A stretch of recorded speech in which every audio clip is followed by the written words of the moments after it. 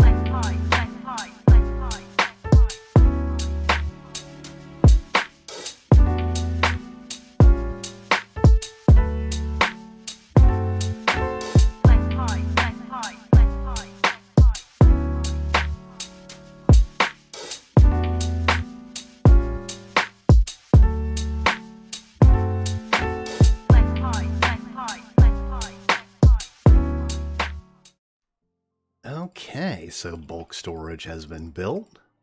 And of course I need to fill out the item filters. So far it's just, what I had in stock. So I put, iron, bamboo, cobbled deep slate, cobblestone. I'm not going to have like automated cobbled deep slate, but I have so much of it. I kind of need bulk storage. I have so much cobbled deep slate. That's why I've been building out of it because I have so much. But yeah, let's take a look at how this is built. From about here down, this is my typical bulk storage, where it's just a shulker loader that gets fed from, usually it's fed from a hopper line, but this time around I am doing mine carts because I need the 8 times like hopper speed for my storage, and I'll show you why here in a second. But yeah, from here down, it's my normal bulk storage that I've built on video. Like, I think I've shown it off like once, but it's the one that I usually build. I think SMP0 and Smoothbrain SMP, I did do different storages, but this is the one that I usually built. Over here, you can see why. Because the secret, if you haven't figured it out, because it doesn't take a lot of brain power to figure out what I was doing, eventually every single farm in this perimeter is going to feed directly into bulk storage. So this is good. I do have quite a few farms planned. I've got at least another like dozen or so farms planned for this perimeter. And yeah, they're all going to be dumping straight into bulk storage. I just need to kind of modify my farms. That's why I had like a bunch of these temporary storages and whatnot. Eventually, these will all be converted into like dropper systems to dump straight into bulk storage. Yeah. And yeah, I think that is what we're going to take care of next. Is just go and modify all these farms. So yeah, let's get to it.